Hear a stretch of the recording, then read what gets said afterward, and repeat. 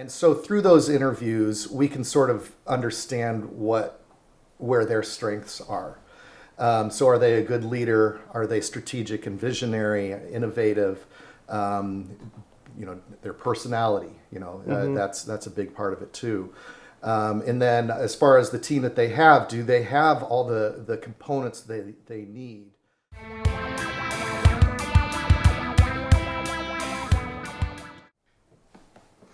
Ladies and gentlemen, welcome to the Sledgehammers in the Office podcast, where we celebrate the heavy hitters on the job site and in the office. Today I'm joined, as usual, by MasonOxendale. How are you doing, sir? Good. Doing good. Glad to hear it. And then we're super excited to have a guest with us, Mr. Philippe Colliat. Welcome Hello. to the show. Welcome. Thank you. Thanks for the invitation. Glad to be here. Well, we're super happy to have you. I know you were a little hesitant at first, so I'm glad that you decided to sit down with us. But we wanted to start with how we start with all of our guests. What is your previous work experience, kind of the journey that got you to where you are now? And then if you could describe what it is that you do, and then some of those details in there. Sure. All right. So as a young child, born in early 70s, computers came out. My dad was in the industry, so very common. I wanted to do kind of what my dad did. So I got involved with computers at the early stage when they first started coming to houses, and he brought one home from work. Sort of taught myself how to program, sort of rudimentary type things. Mm-hmm. So I was one of those young kids that was, at the computer at home.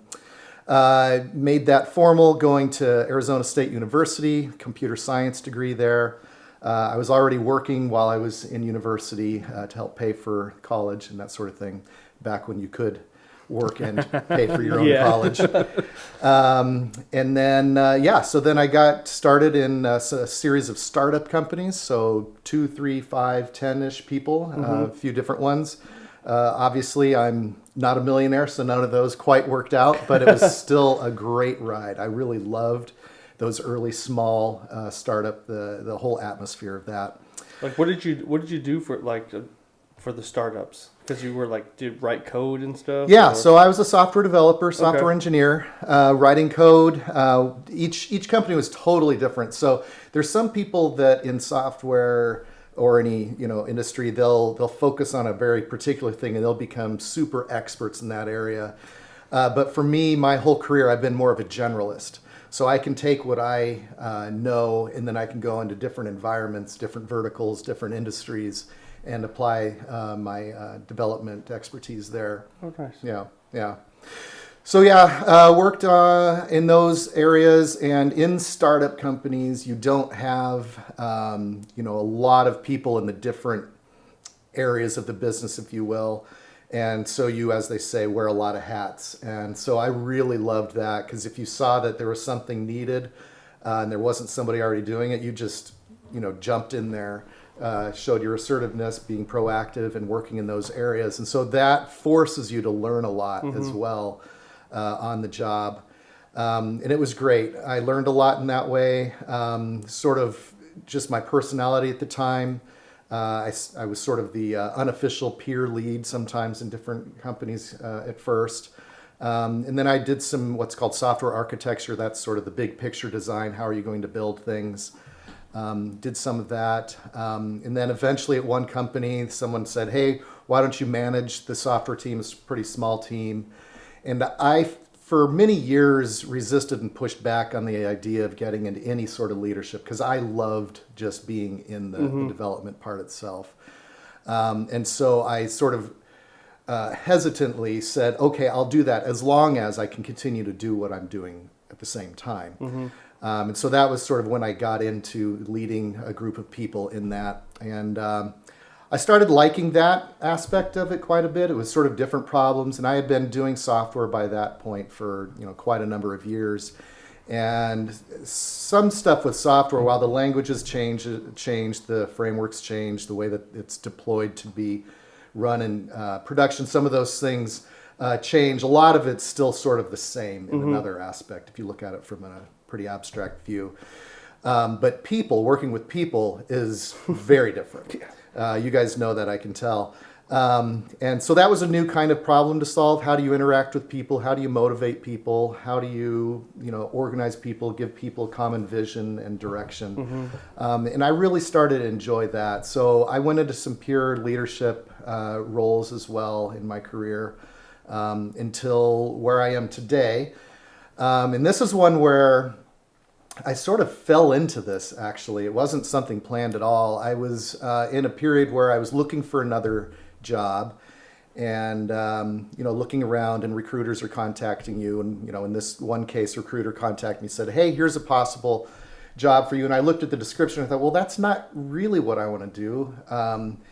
So I, dismissed it. And a month later, he contacts me again and says, well, actually, I think you do want to. I talked to the interim CIO and, why don't you just talk to him for a bit? And so I said, all right, I'll talk to him. And so I introduced myself, and in 3 minutes I said, this is what it looks like you're looking for. It's not really something I want to do. And he said, yeah, I looked at your resume. I don't know why you're interviewing for this job either. Right? And so in the parting comments, I said, thank you for the opportunity, et cetera. This is what I'm looking for in case you run across that. And he says, well, maybe you want to come and work for me. And so he and a couple other partners had, I don't know, a year or two before this point, started their own consulting company, doing a few things. One of the main pieces was called technical due diligence, and I'd never heard of that before. So he's giving me the overview on the phone, and we'll talk through that in a moment. And I said, well, okay, I'll try one of these because they're all project based. So full statement of work, that one project, you get paid, you go on to the next thing. So I said, okay, I'll do one of these projects. And I did. And it was interesting. It was a little nerve wracking for me, just something brand new.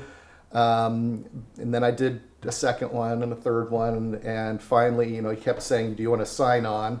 And I finally said, okay, yes, I'll do that. And so I've been doing that ever since. That was December 2019, and all the way to today. So, around 4 years or so. Yeah, it's been pretty interesting.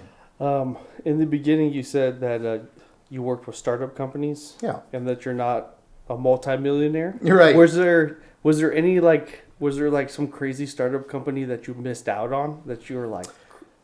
Not that I had an opportunity to work at. No. If I think through all of them, they all have disappeared except for one, which was acquired by a much larger multinational company, and that still exists there. And I still know people that I worked with back then. That was 2000 2004 for me, and there's still some guys that I worked with at that company. Yeah, because man, that'd be tough to swallow. Be like, if I missed this out? Apple thing, I was like, nah, this isn't going anywhere. No. No, didn't miss out in that way. That's good. No. It's all been very good. Yeah. Great career. I couldn't be more thankful along the way. Yeah. Yeah. All right. So, and then you mentioned with the technical due diligence, can you talk about what are the steps that you go through when you're dealing with that process with the company? Yeah. So what's going on here is there are private equity companies, and they are going around and investing in companies, acquiring them, investing in them, building them up, and then over some number of years, they go and they sell them to the next buyer. And so when they buy a company, they want to make sure that their investment is going to work out as best as you can predict. And so they will hire a legal firm to look at it from a legal point of view. They'll hire accountants to look at it from accounting point of view and so forth. And one of the areas that they hire for, in my case, is technical. And so they want to understand, are there big risks here? Is the tech that they have legit? Is it going to fall apart? So they're really looking for risks that might make the deal too risky to invest in, or they're looking for, gaps, opportunities where they should invest. And so basically the way that we divided up the world is we look at companies and we say that they're across the spectrum. One end of the spectrum is a tech company.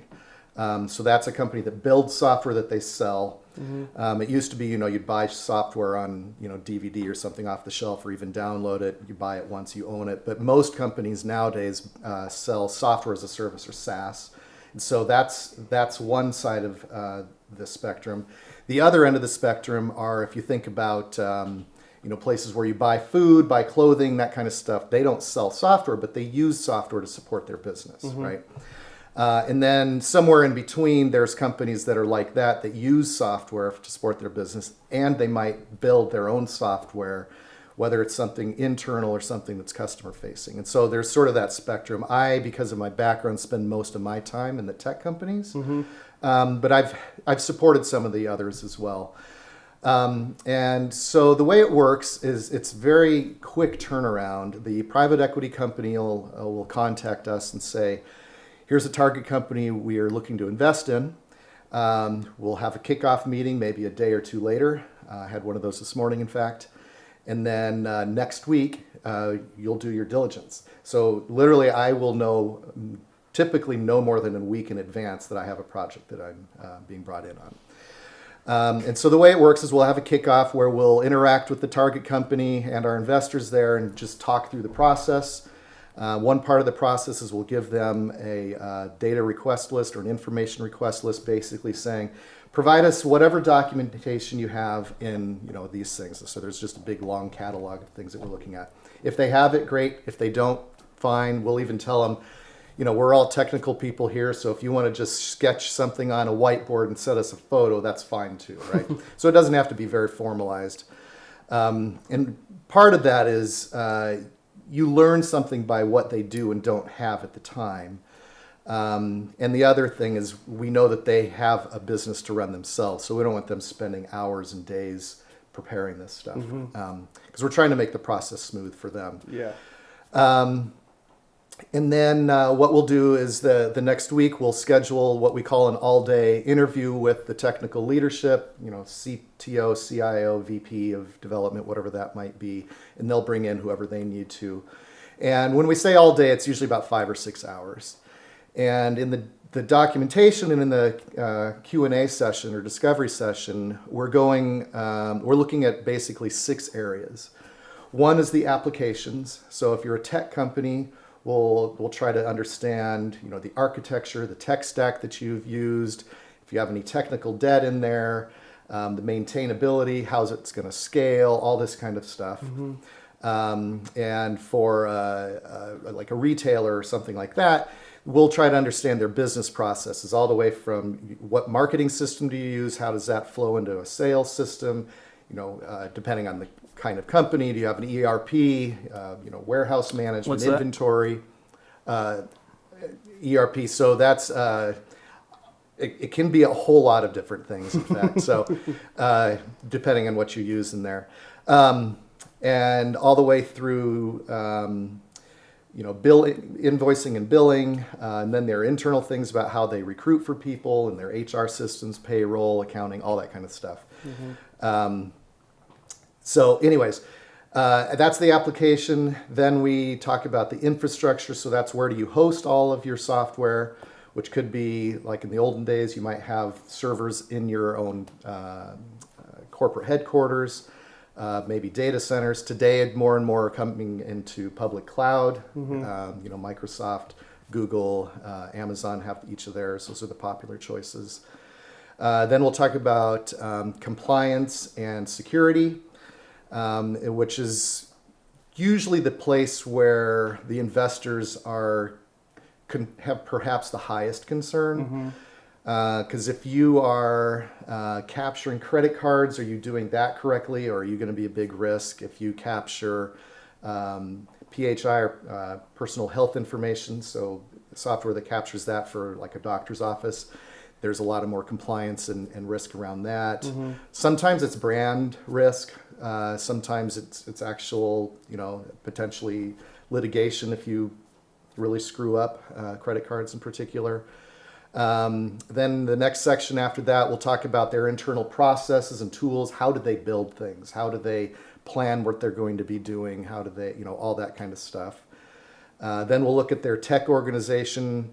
what types of people do they have in their team? What roles do they have? What roles don't they have? Do they have enough people? Do they have too many people? How are they structured and organized? How do they work together? Do they do training? Are they paid well? Sometimes we'll look at these smaller companies and people are being underpaid.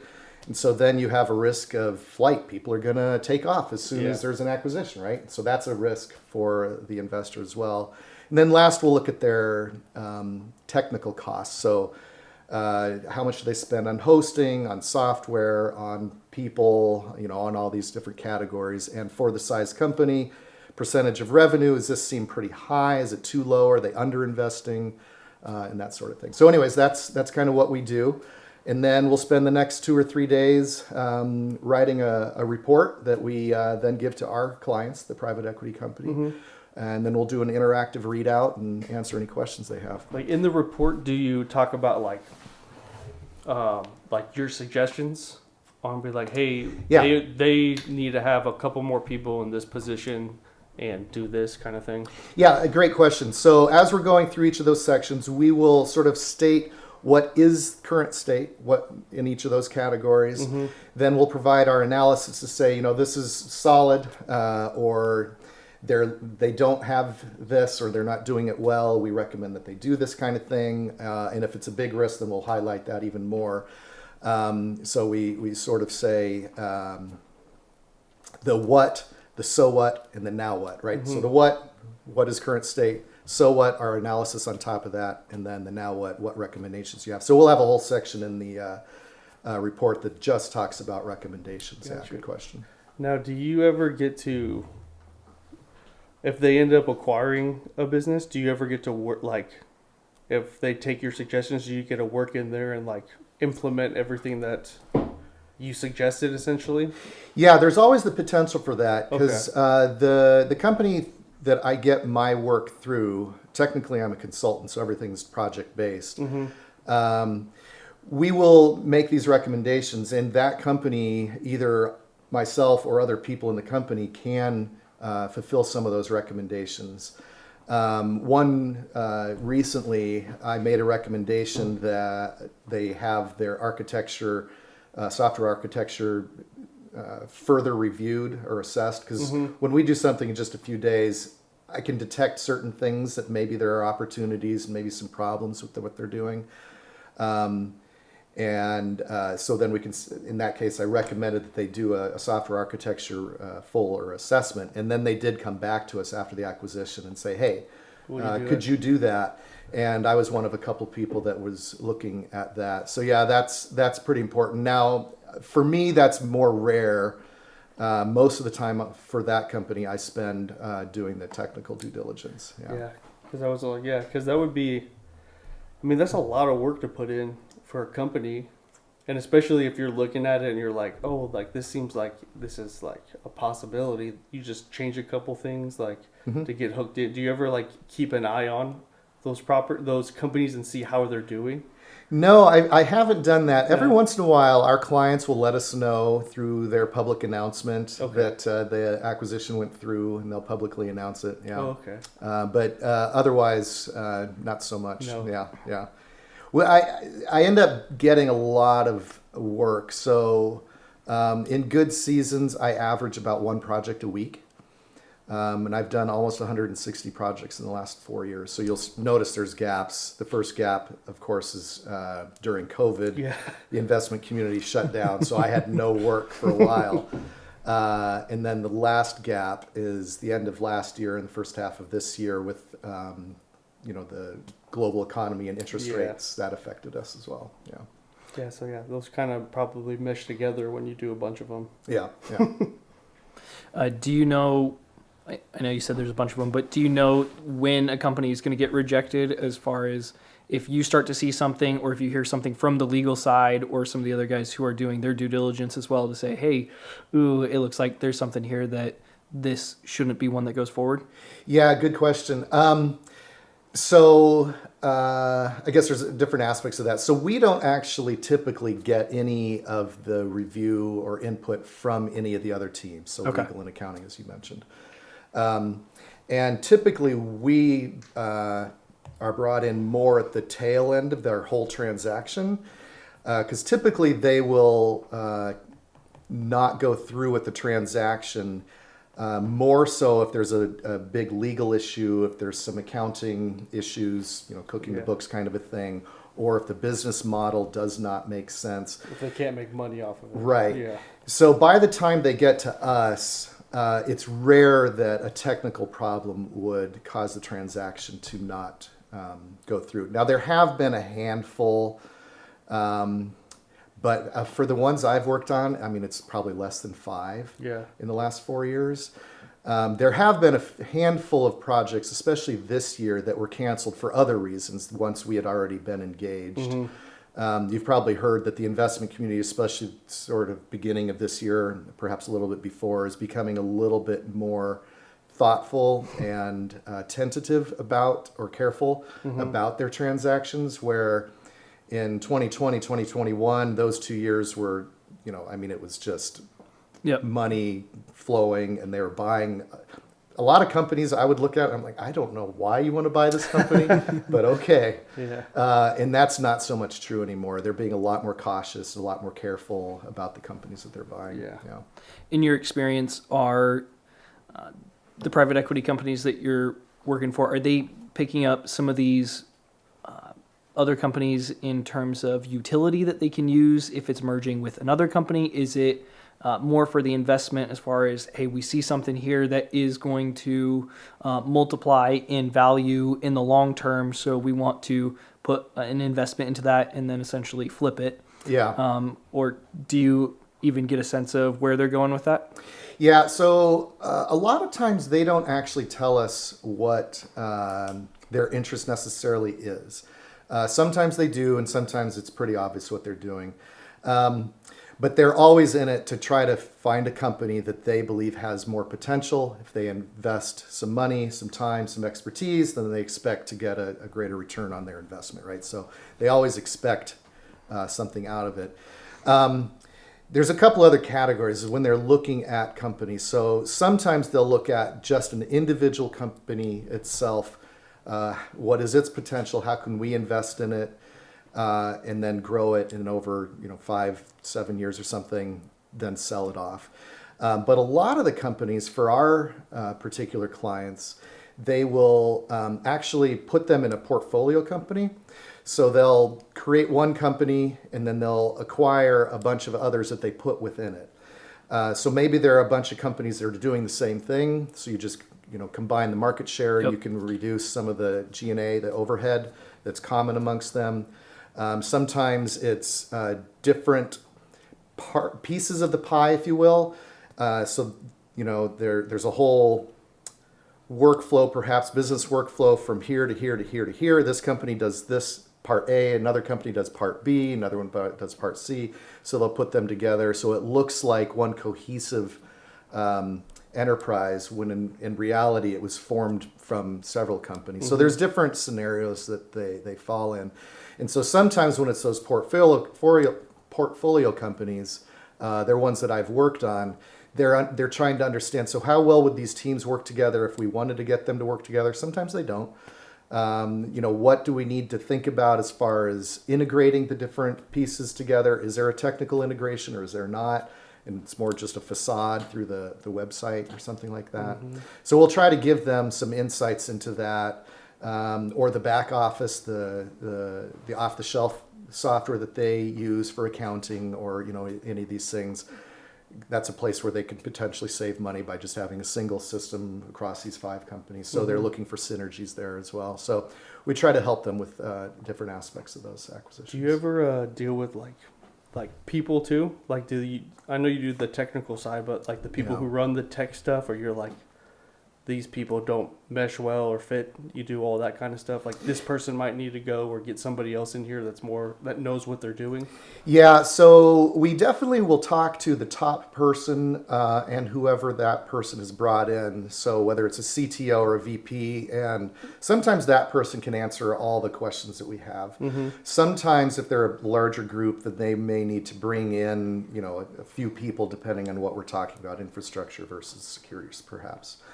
And so through those interviews, we can sort of understand where their strengths are. So are they a good leader? Are they strategic and visionary, innovative? Their personality, that's a big part of it too. And then as far as the team that they have, do they have all the components they need? And that's one that actually ends up being an issue more often than not, because when a private equity is looking at one of these smaller companies, it's usually at some inflection point of this company's growth. So, maybe it was, the two guys in the garage that built this thing, and then they got a few more people, but now suddenly they've hit it big, and scale always changes the dynamics of a company and every process involved. Does the leader have that experience to be a larger group? Because the dynamics change with the size of the team, the processes that you're using, the tools that you have. And so we'll look at the leader, him or herself. Is this the right fit, or should that person maybe drop down a level and have a new person inserted on top? That's a common scenario. There have been some scenarios where, this leader is just not good for, all these reasons. And it's a sobering thought, but I've probably been, responsible for some people having to move to another, company as a result. And then the team itself will look at, it's very common, again, with a smaller software company that they'll be focused on the developing features and all this. So the software might be great, but they don't have anybody that knows anything about infrastructure or security or anything like that. And so we'll say, hey, there's some gaps here. And our investors like to know that, because then they know, okay, well, we need to invest by hiring some people here to fill those roles. Because in the end, the new owner of the company, they are going to be working with these people for the mutual success. They're going to be the ones who are bringing those people in. You guys aren't the ones who are recommending, oh, there's this guy from a different business. That's completely the private equity's job, in terms of they've got the networks to bring those people in, and they know where to pull people from. It's a combination, yeah. So sometimes they'll bring someone in. Security is a common example. So if you're a smaller company, it doesn't make sense for you to have a full-time security expert. So instead, you have vendors, or if it's a portfolio company, they will have one person that's supporting a number of companies, right? So they'll bring someone in there. Otherwise, what they'll say is, working with the head of technology, hey, it looks like these are some areas that you have some gaps, and we think we should invest in that. And here's some money, and you go and you find the people that you need to fill those roles. Because it is collaborative at that point, right? So they mutually want to be successful, right? Yeah, it sounds like a more in-depth version of Shark Tank. Perhaps, yeah. Just way more in depth. It's certainly much more in depth, yeah. And it's beyond sort of the seed level. They're a little bit more mature by this point, yeah. But not necessarily that much more mature. There's every once in a while we'll be looking at a company that's not even cash flow positive. So they're still in the idea stage, yeah. You mentioned earlier in terms of the market determining a lot of, or how aggressive some of these private equity companies are with their acquisitions. There's a lot of people who try and, if it's on social media, if it's on YouTube, if it's on even just the mainstream news, they're talking about, oh, a market crash is coming, and you seem to see them say that for several years in a row, and it's more of a Chicken Little type style. So when something happens, they get to always say they're right, but they weren't right for the several years before that. In your experience, as far as what kind of pace are these private equity companies putting up right now in terms of their acquisitions? Do they seem to be throttling things back in terms of, hey, we need to be more conservative with the cash that we have on hand, or what kind of lending they're going through? Or do you see there's a lot of optimism with, nope, we're going to be more aggressive with some of these acquisitions?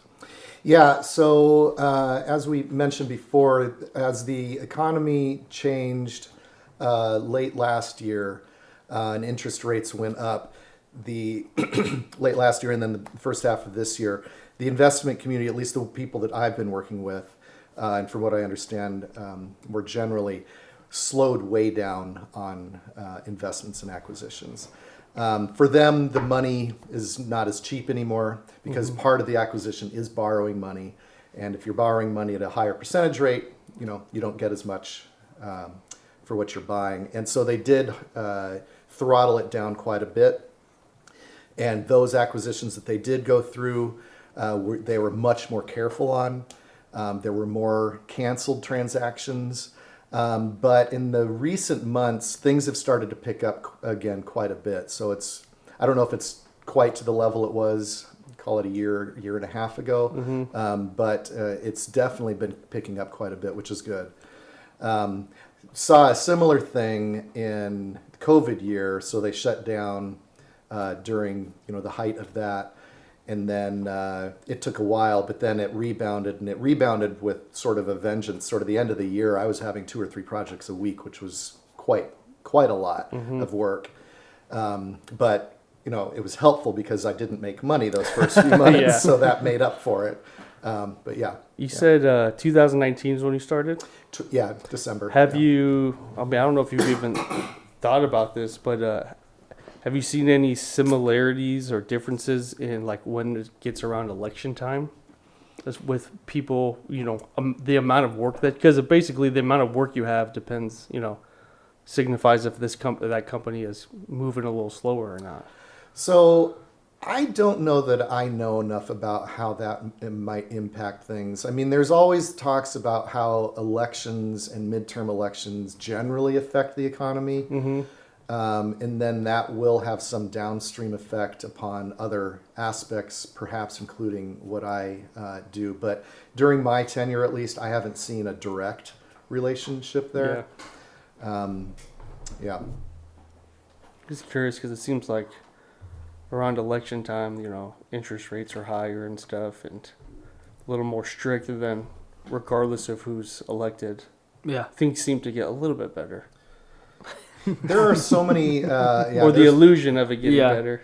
Yeah, there are so many factors in there. There's the elections, there's which party, there's what's going on with the media, there's what's going on with the Fed. Oh, yeah. There's so many different things. And then now globally, things are affecting economies much different. And, that's a whole other topic that I'm not fit to talk about. I feel like, the private equity companies would have a lot better hold / pulse on the economy, really, on where it's going and stuff. So they're not like the BS newsletters that you read are about what the equity companies are doing. Yep. So well, and I think too, like we see in the real estate industry, as far as people's monthly payment lives and dies by what the interest rate does. For a lot of other people, it seems that it's just a talking point in the news, whereas for them, it's when you're borrowing millions of dollars at a time, that interest rate all of a sudden becomes a humongous deal in the terms of the rate at which they're doing those acquisitions. Yeah. The other thing that's interesting is the nature of those private equities. So private equity, there's all sorts of private people that have put money into that company that says, I want you to invest this. And so, if you think of it as a calendar year, if they hold back because interest rates are high, because risks are high, because of political or whatever other things, and they're not investing, well, those individual people don't want to have their money just sitting there. Yeah. Because it's in effect either doing nothing or losing value potentially. So they still want them to be investing. And so even those years like this year and the COVID year, once we got to the end, the fourth quarter, if they had been holding back like in those 2 years, there seemed to be a bit more, interest in buying more companies, sort of making up for that, because they have this investment money they need to spend. They also have, deals with their lenders, and if they don't use that money, they lose it. So there is sort of an incentive different with them than like in the real estate, where someone would just say, "Well, I'll just wait till next year or the next year after that." You're not doing that. Yeah. On the technology side, you were mentioning that sometimes the languages change, but a lot of, if I understood correctly, a lot of the structure is going to be very similar. Yeah. In terms, Mason and I were talking earlier today as far as on the technical side of things. I feel like a lot of people have this vision in their mind of, it's like a Steve Wozniak who it's a single guy who's kind of like this hacker style building something and it goes from there. Whereas it seems more of there is a collaborative effort in a lot of these situations when they're building something more technical on that side. So I guess in some ways I've got two questions with this. One, how is the technology changing in terms of what you're looking at, and then even just across your career, and then in terms of the architecture, how does the company build the architecture to say, hey, we're moving in this direction to work collaboratively? Yeah. Okay. So changes in software technology. Yeah. So there's always new languages coming out. And just as far as I feel like I know just a little bit about it, but when we're talking about a software language, what do we mean by that? Yeah. So you probably heard computers only know ones and zeros. They're basically a series of on-off switches, which is too complex for humans once software gets big to be able to understand. So what we do is we make languages that have human words, English words, that then get compiled or turned into machine language that the computer can understand. In those human programming languages, they keep evolving over time. Sometimes there's a goal to make a language that's more suited for one thing, like maybe it's writing mobile app software, or maybe another one is that's tuned towards writing artificial intelligence software, some that's more general purpose. And so there's always new languages coming out. There's always ideas about, well, how could we do this better? And so there's always this self-improvement cycle going on just at the language level. The other thing is where maybe at one time, if you wanted to draw a line, you had to figure out the algorithm for, well, maybe a circle is a little more complex. You had to figure out the algorithm for how do you draw a circle on a computer screen, right? So when I first started out, that's what I was doing, is trying to figure out how to draw a circle. Where now the languages and the libraries, well, all those are building blocks. Mm-hmm. So a lot of the other development is building more and more building blocks. So you're not rebuilding, the wheel, so to speak. Instead, the wheel's there. And then now, well, cars are there, just to use the analogy. And so it's building more and more libraries, building blocks, more sophisticated languages that hide a lot of the complexity. And so there's just always growth in that area. And the thing going back to, the 80s and before was, is it going to come to a point where we don't even have to have people like myself doing that level of programming? And so far, there's just been more and more need, right? There's more and more need for developers. They're making jobs faster than they're being churned out through colleges. And so even though the programming is becoming simpler, there's more and more of these libraries, and they're being contributed to. There's still a need for that kind of development. So one change over time is new languages, new libraries, new frameworks, new ways of working. Is it hard to keep up with that? Yes and no. So part of it is once you've learned a couple, you recognize the similarities, and so sometimes one language to the next is not really wholly new. And the languages themselves, I don't want to get too technical, but they fall into different kinds of buckets. All these languages are, functional languages. These are all procedural languages or object-oriented languages. Is that something you're paying attention to when you're doing the technical analysis for these companies? Yeah, so we will look at the language they use, the frameworks they use, the libraries, off-the-shelf or open-source components, all that. Yeah, so we'll look at that. And in some cases, we'll look very specifically at, for example, are they up to date? So the languages are changing, all these components that I keep talking about. And, there's bugs, so they have to get fixed. And so there's a new version, or some security vulnerabilities discovered. And so that will get patched. And we'll make sure that the target company's version of that component is up to date and supported. Otherwise, we'll, flag it and say, this may present a security vulnerability, for example, or quality type thing. So we'll look at it from that level. And then we'll look at it from the point of view of, is this the right fit? Because there's some languages that maybe make things very easy for a small, I'm just building a website or a mobile app, but if you want to make some sophisticated, large-scale enterprise software, that's really not suited for this. And so we might bring that up. And then you were talking about the architecture itself. I don't want to get into it, but there's a lot of different approaches or patterns that you can get into for how you design your software. Some of it's going to scale better, so that is be able to handle a lot more simultaneous users. So one pattern might work well if you're doing hundreds or thousands at a time, but if you're like on the level of Netflix or Amazon, well, you need to be handling millions of users simultaneously, right? And how does your software scale to support that well? And then the other side of it that a lot of times I see is not considered is as your development team grows, the architectural pattern really needs to fit that as well.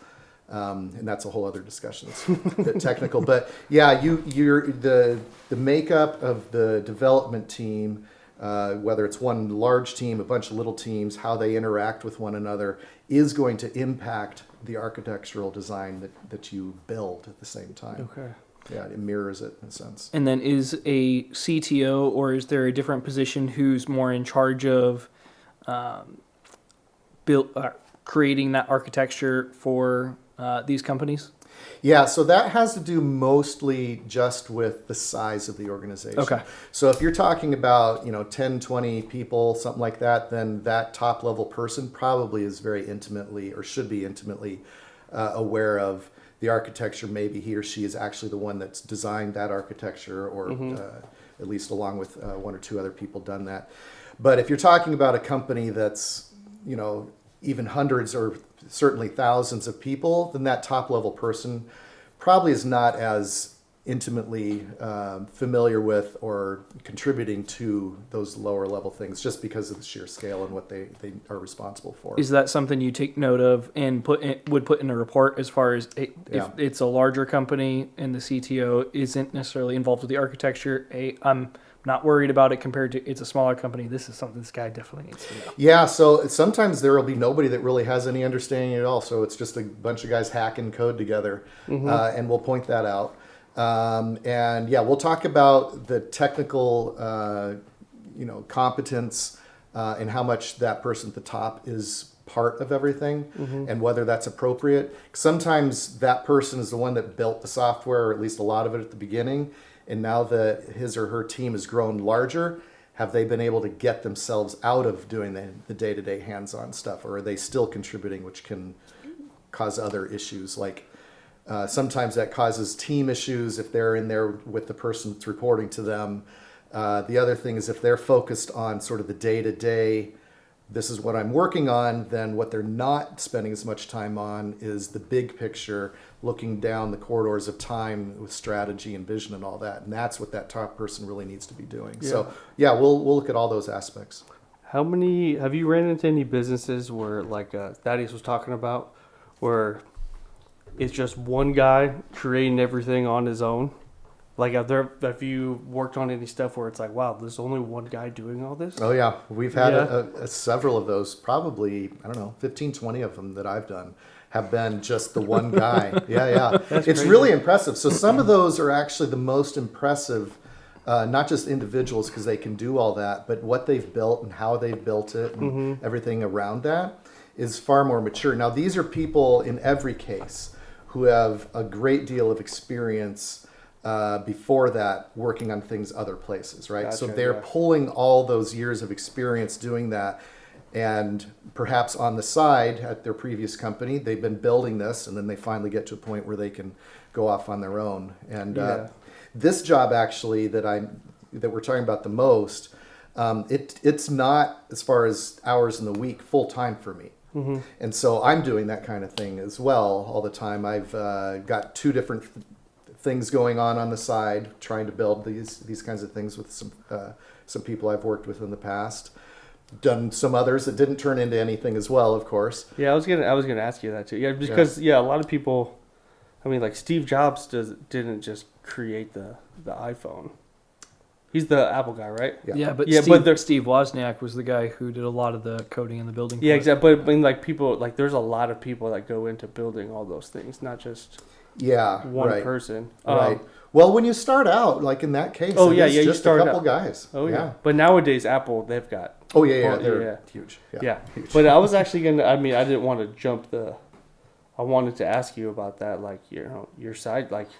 you've been in the business so long, you have to get that itch where you're like, oh, I think I got an idea. Yeah. So I'll be honest. The reason I was hesitant starting on more regular back in 2020, as I mentioned, that guy pulling me in, I was a bit reticent then, and even for that period when I said, okay, I'll do it, I said I'll just commit to doing it till the end of this year.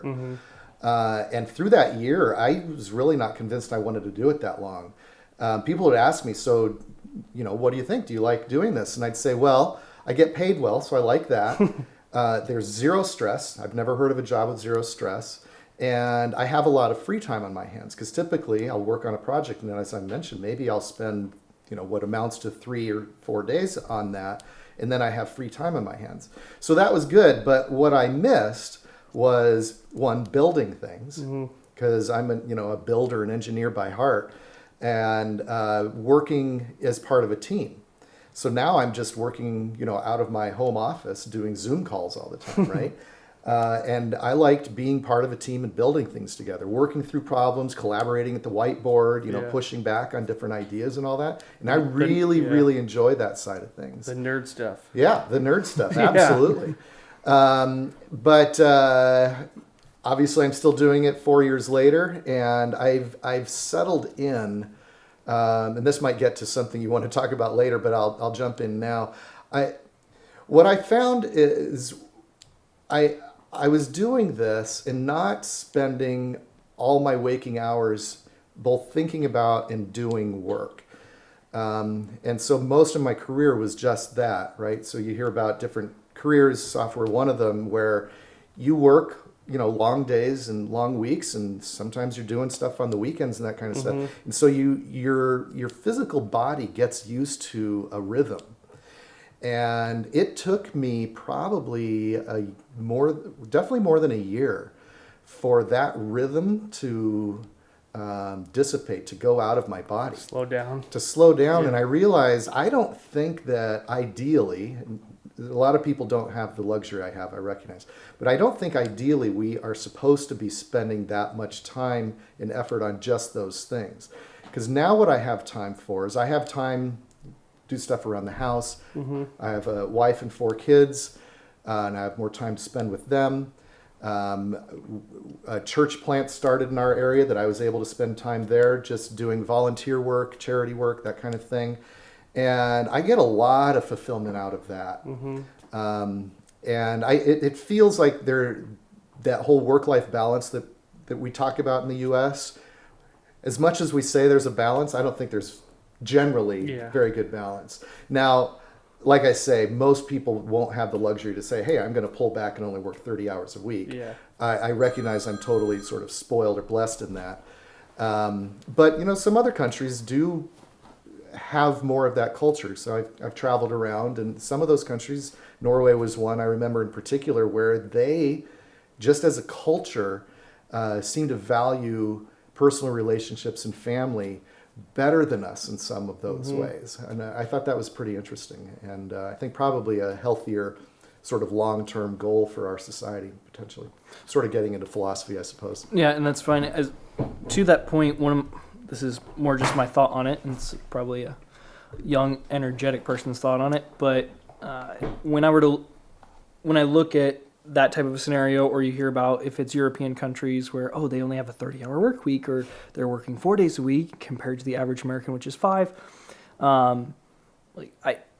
I go back to an instance where I was sitting around a table. I was 19 years old. It was a whole bunch of business owners, and there's one of this guy's sons was working 36 hours a week, and everyone at the table made a joke, he worked half a work week right there. And so we see on one side there's this hyper-focused, hyper-competitive style, which is kind of typically attributed to the U.S., and then you have more of this work-life balance, which is more of a European idea. My question inside of that is there a detriment as far as you can see, or does it seem like the production is within a margin that the European country, whichever one we're choosing for our scenario, is not going to be left behind compared to compared to more of a culture that's like, hey, we're just grinding? Do you feel like we lose things in productivity that we don't realize based on the health that we have outside of work, or the interactions that we have outside of work, that some of the European countries are able to have with a lessened work week? Yeah, I guess that gets into what I was sort of thinking about. So it really it depends on what your culture, if we say U.S. versus Europe, for example, what it is that you value. So a lot of what we value, and there's a lot of you whenever you use a generalization, this is not true in a lot of areas too, but if you say as a generalization, the United States values certain things above others. Work, success as far as your position, your role, how much money you make, the power, all those things. We value those quite a bit. And if that's what you value, then we're doing it right. Work 60, 70 hours a week. Mm-hmm. That's what you value. But if you want to include other values in there, family, friends, other social things around us, taking care of those that need our help, for whatever it is, well, that's going to mean that you're sharing those values, which means you're going to be sharing your time necessarily, because you can't spend 6 a.m. to 8 p.m. on the one job and say, well, I'm also going to value time with my family and time with helping these charities or whatever it is. Necessarily, you will have to take some of those hours and put that there. So it really comes on what do you value and what are your goals going to be, and that's how you're going to dictate your time. Yeah. I don't know if that gets into what you were talking about. Yeah, no, this is like when people say they work like, when I say they, it's the general, there are people exceptions, but like how much work do people who put in 60-hour work, like how much work do they actually get done? I know construction is a little different because you have to physically do work. Yeah. So that's a little different, but like I've caught myself many times, I'm at the office for 6 hours, but if I really think about it, I got 2 hours of work done. Yeah. So like, what is great? You know what I'm saying? So it's like a lot of people, they might work quote unquote less hours, but they put more time and effort into it, and then they go home and do what they want. Yeah. So my thought with that would be, it becomes a ratio at that point, right? Because if we were to say a 2 hour to a 6 hour time that you put in, it's then if we were to shorten that time period, that's a third of the time. So if we drop it down to 3 hours that you put in, are you only 1 hour productive? So the biggest gap that we can make up is to say, how do we become most effective in the hours that we're there, obviously. And if we can base everything just strictly on production, fantastic. But at the same time, it seems that I think you're probably dealing with more of a human nature aspect there. And my point of emphasis with that would almost be with people who get a raise in their salary. Mm-hmm. It's people will talk about, oh, if I can make this much more money, I'm happy. They get that raise for the year, and then it's like a month, 2 months later, it's like, man, if I could get a little bit more, and it seems like it's always that sliding scale. As far as, I think there are some people who genuinely find, oh, I have a joy in the work that I do, so it's easy for them to be able to put that in. And if we're to even attribute that to the money isn't necessarily the driving force there. But for a lot of people, I don't think that they found that. And I also think it comes back to a human nature side of things, where our human nature wants to be lazy and not do things most of the time. So it's an internal fighting of that propensity is what we're going against. Mm-hmm. Yeah, there are just a lot of factors in there. So from what I've read, so I'm not an expert on any of these things, but I've read a lot. We're kind of BSing right now. Philosophy. But I had to look into some of that when I was in leadership positions, because there was how much should I expect people on the team to be working as far as just pure hours, which hours, the content of the hours. And generally in our space, we say that, to your point, maybe 75% to 80% of your total time in the week is actually productive. Yeah. That's an average. Some places are going to be more, someplace less. If you have tons of meetings at some company, it's going to be less, for example. So that's one thing. There are just a certain amount of interruptions in the day. Yeah.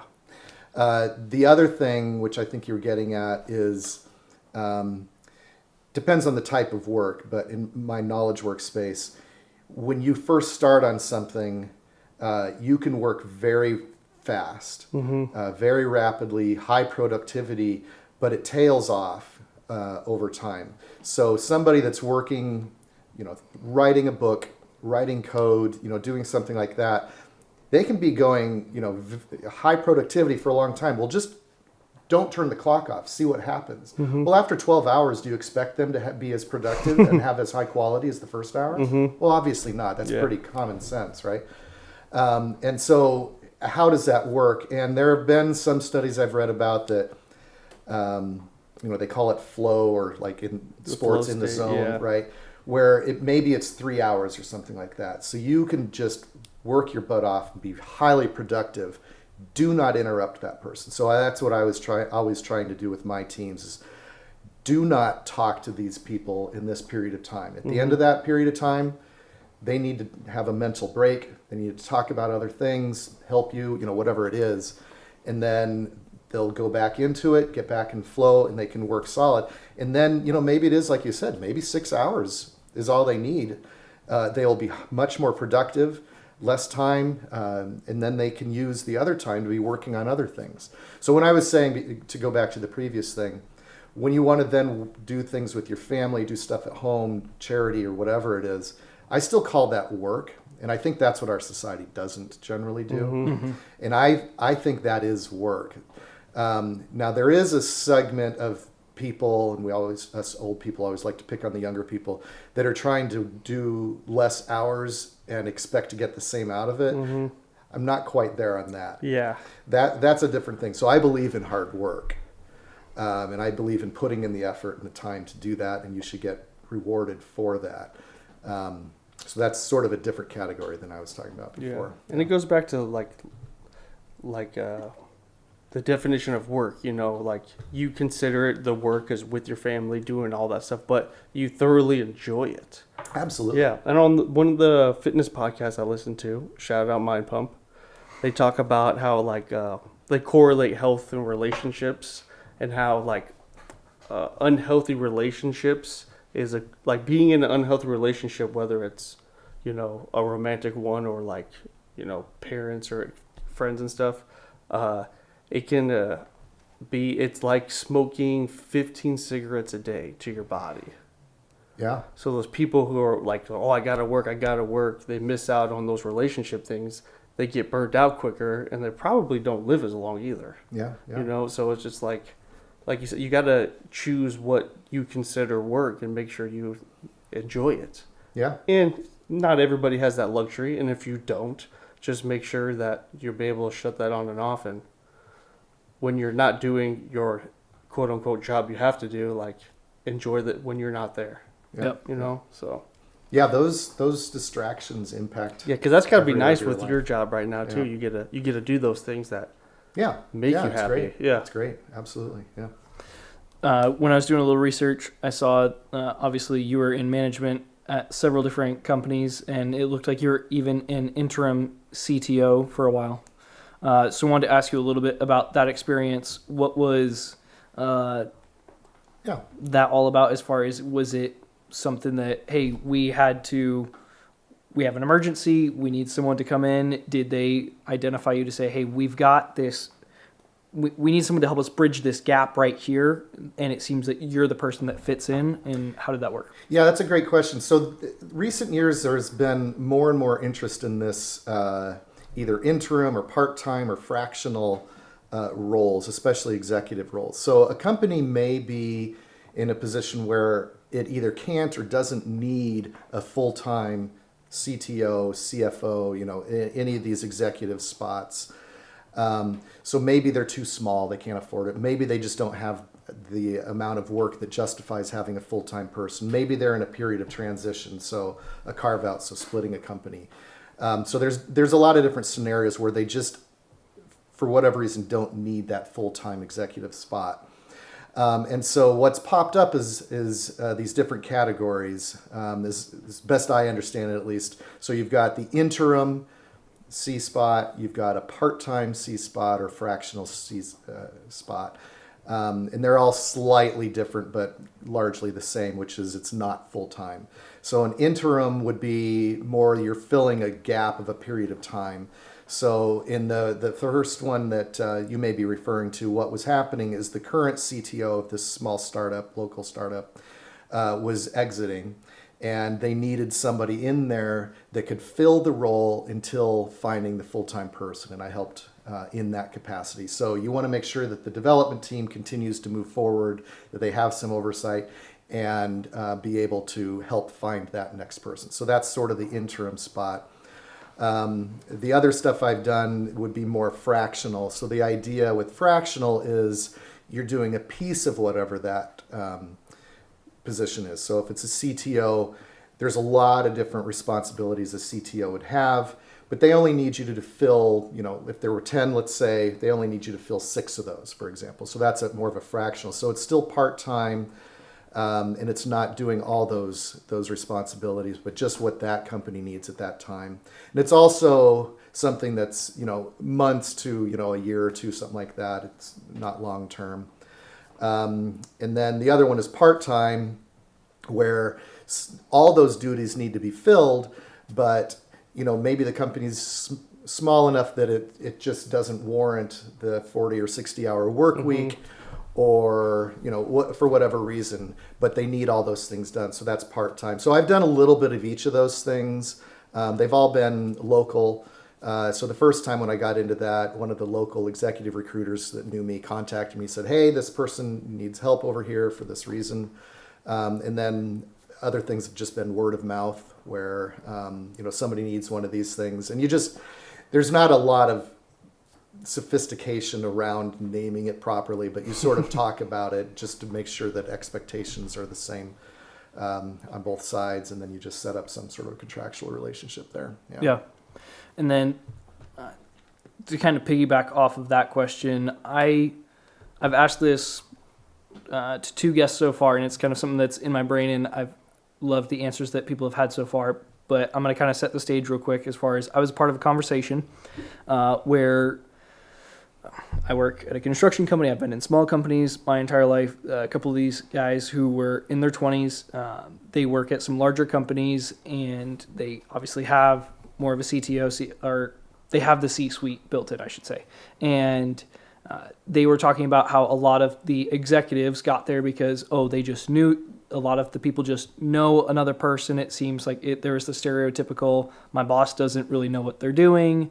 In some cases, it seemed warranted from what they were talking about. In other cases, it started to make me just wonder as far as like, okay, is there almost like a gaming to this?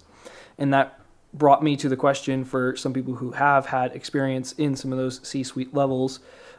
If you were to say, hey, I'm going to try and draw a roadmap or even just a sketch for someone to follow as far as here's the characteristics you want to go through, or here's the kind of moves you're going to be wanting to make in your career if the goal is to end up in that C-suite, what would you say for that person as far as, is it, hey, this is a big relationships game, so you need to be making the right relationships? Is it a work ethic thing? Is it understanding the business? Is it a combination of all three? Where do you see the emphasis? And I guess if I were to try and parse this all down, how would you say, let's take someone from entry level, and we're going to assume over a long time domain, how does someone get to the C-suite in your eyes? Yeah, so I'll speak specifically for CTO because that's the area that I would be most familiar with. And I'm sure a lot of people would answer this differently, so this is just sort of my own track, my experience. So maybe starting by talking about the negatives, since you did that as well. I've seen some people at the top of the technical tree that I had a hard time seeing why they were there.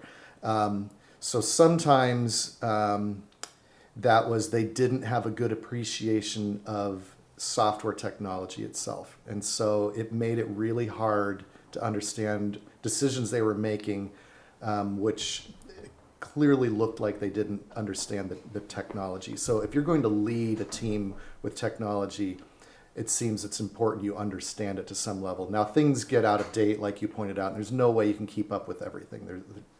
There's just no way. but understanding technology at some level is important. Another thing I've run into is personality, and guess I can leave that at that. So some people are made to interact with other people, and some people aren't. Some people understand what it means to lead and inspire people, and some don't. So, there's a number of things like that. So I guess what I've seen that's most successful is someone that wants to be a CTO starts out actually being a software developer themselves for a number of years. So it's not 6 months, it's not 1 year. You have to have a number of years, and preferably a number of different companies, because each company, the software that they produce, the products, the way they work as far as processes and tools, on and on and on, is going to be different. And you gain experience just by being in a different atmosphere like that. And you really need to be able to draw on those differences, because I've seen some people where they've only been in one place and they assume the world works like that, or that's the best way to work. And it really isn't. There's things of value there, and there's things of value somewhere else, and you need to be able to draw on those and recognize there's going to be even more that you don't know. Another thing that's important is being a lifelong learner. You must invest in your career. So I always tell young people, you don't stop buying books now that you're out of school on your trade, on software in this case. Continued buying books, look stuff up online courses, paid courses. You must be continually investing in your career. So I made a goal some time back where I read 2 books on average a month. Now, sometimes it's like 2 or 3 months is nothing, but then, the third month, maybe I'll finish like 4 books, something like that, because I've always got multiple going at once. But, you've probably read a lot of these things. Successful people in leadership roles, or successful people, period, read all the time. You're always reading, always learning. So that's important. And then the next thing is, and this is where it gets a little bit harder, but a CTO or a CIO needs to have a much broader view of what's going on. So like my path was up the software development channel. Well, when I was talking about the diligence work, I mentioned there were 6 different channels, and that was just one of them. And so somehow you would need to start branching out. First working alongside or partnering with those other teams, and then getting into roles where you are providing more influence and input into those other teams, so that you become more well-versed and experienced in infrastructure type things and security type things and organization design and understanding basic accounting principles and that kind of stuff. So you need to be able to start learning all those things along the way as well. And sometimes it's really hard. In bigger companies, you're going to be so pigeonholed that you just can't very easily. So you have to be really proactive and get out there and work alongside those people, make friends, take them to lunch, all that kind of stuff. In smaller companies, it becomes a little bit easier to do that. But you have to be able to do that, because like I said, sometimes what I'm seeing at that top level person is they don't have that broad experience. And that's a common thing I'll say is this person lacks the breadth and depth of experience to be able to be the senior level technology leader. They lack experience in, and I'll just list them out kind of a thing. So you need to have that. And then the next thing, and this is the hardest one to learn, is the personality side of things. So some people, and it's usually early on in their growing up years, formative years, you become more personable. You understand how to interact with people. You have built-in humility, a respect for other people, communication skills, EQ as they call it, emotional quotient or something. Building upon those things, and those are books you should be reading too. And those are ones that I read all the time as well, or podcasts. You have to be a good people person to be a leader, period. You just do. Yeah. And that's the hardest thing to learn. That is the hardest thing to learn, because you can't get it just from a book or taking a class. When I was young, I was the worst as far as that goes. So it is something you can learn over time, but it is something that just takes a lot of time, and you have to have the right friendships of people that will call you on it and say, you're being a jerk today. Yeah. And there are a few times in my life that I vividly remember where someone came up and said, you are not being a good friend to these people, and this, that, and the other, and they'd say, let me help you with that. And those were turning points in my life that allowed me to get to where I am today, and I still have a long ways to go. But that personality is a big key to it as well. And then the other thing is you need to start being more of a visionary. So it's not just the people and what it is you're building, but it's sort of it's looking out. So being able to build strategies, build roadmaps, and getting your people within your team to be able to do that as well. Being a good mentor in that, understanding innovation, understanding big picture, and sort of the how things get done rather than just what's being done. Because at that level, you're focusing more on the how than the what. The people below are the ones doing the work and then implementing the how. But continually improving. And how do you get better at your craft, and as a team getting at your craft? Those are all the sort of things that I think go into it, off the top of my head at least. Yeah. Yeah.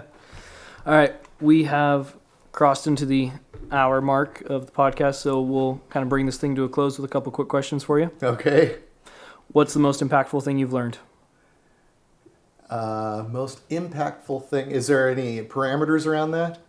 Your First thing choice. to your head. I think it's the personality thing, and maybe alongside that it was the person at the top of the company makes a much bigger impact on the culture and success of a company than I ever used to think. That's a good one. Yeah, I always thought, well, they're so out of touch, they don't know what's going on. And then I had a couple companies where that top person changed, the whole culture of the company changed within months, and it was dramatic. And I thought, oh my gosh, that person really does make a big difference. Yeah.